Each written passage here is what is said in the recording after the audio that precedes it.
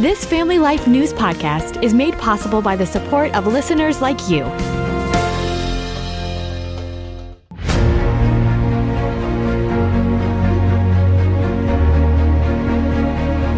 This is Faith Under Fire. We take you straight to the front lines of religious battlegrounds.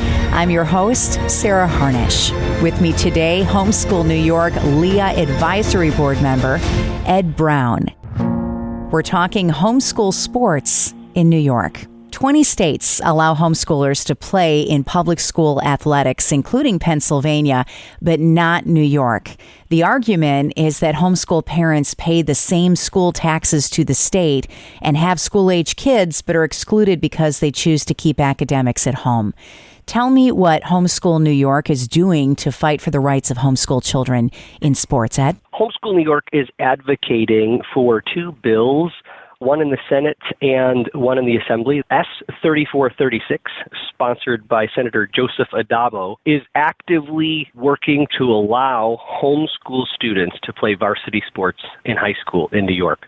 We think this is incredibly important for those families that want to take advantage of these public school services to allow their students to athletically develop and potentially go on to other athletics at the collegiate level or even at the pro level. Where are those bills at? What's happening next with them? Both bills are in committee. They're both in the education committees at this point. They have several co-sponsors, which is incredibly exciting. The Assembly bill has almost 50 co-sponsors on both sides of the aisle, Democratic and Republican, and the Senate bill has 12 co-sponsors at this time. We're very excited about the positive atmosphere around the request. We're hoping through some advocacy efforts every month that we will continue to generate movement and potentially a vote out of committee. It is encouraging that almost half the states in the country allow homeschoolers to play on public school sports. Do you think that there is a chance in New York State for that to happen as well? Several of our rural school districts are struggling to put on certain sports because they require a lot of students, and this could be a possibility for those school districts that are struggling to staff teams and are potentially combining school districts to put together football teams or baseball teams to have more students try out for and be competitive throughout the New York State Public High School Athletic Association programs. Why is it a win for the kids as well? Athletics is amazing. First, it helps us to use our God-given physical abilities. Second, it helps us to hone those physical abilities. It helps to teach students to persevere through challenging situations, whether it's in practice or competition. It's also a wonderful place to develop leadership skills and working on things as a team. It's a win-win for everybody involved, the local Board of Education, the local school district, and the homeschool family. You're about a month and a half from Capitol Day, where you're going to bring lots of homeschoolers to Albany so they can experience what it's like to be in the state capitol and meet lawmakers and see where the laws are made. Tell me what's on the docket. What does a typical Capitol Day look like? We're excited this year to change up our Capitol Day program. This year we're inviting a friend of ours, Lauren Gideon from Education Independence, to connect with our member families around the fundamental freedoms and independence in education. We're excited to allow our families to have the opportunity to take advantage of the New York State Museum, some of the internal Capitol tours, as well as take in some of our content. This year, we're providing our members breakfast and lunch